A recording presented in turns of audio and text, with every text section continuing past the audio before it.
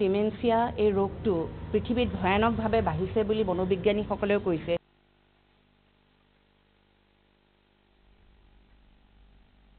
অসমৰ ধুনীয়া ছোৱালীবোৰৰ বাবে এটা সুখবৰ। মিছ ইণ্ডিয়াৰ খিতাপ জয় কৰাৰ বাবে এটা সোণালী সুযোগ আছে। দেওবাৰে মহানগৰী হোটেল গেটৱেত অনুষ্ঠিত হ'ব মিছ ইণ্ডিয়াৰ অডিশ্যন। সকলো ধুনীয়া ছোৱালীৰে হাবিয়াস থাকে মিছ ইণ্ডিয়াৰ খিতাপ জয় কৰাৰ। কিন্তু সময় সুবিধা সুযোগ নোপোৱাৰ বাবে থমকি ৰয় তেওঁলোকে।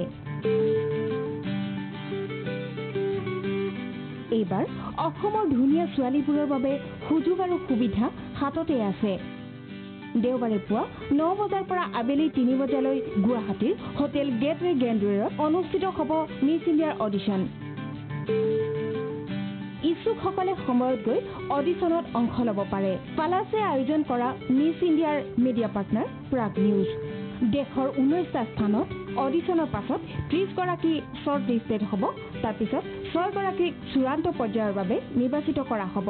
ইয়াৰে কোনোবা এগৰাকীৰ শিৰত জিলিকি উঠিব মিছ ইণ্ডিয়াৰ মুকুট।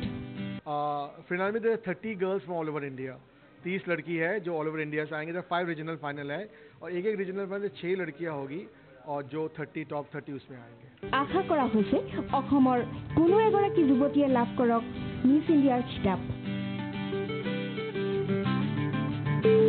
ভিডিঅ' জেৰ্নেলিষ্ট নিতুল কৃষ্ণৰ সৈতে ভাস্কৰ জ্যোতি শৰ্মা, প্ৰাগ নিউজ, গুৱাহাটী।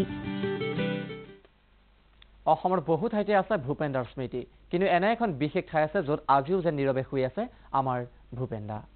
মই যেতিয়া এই জীয়ানৰ মায়া এৰি গুচি যাম আশা কৰোঁ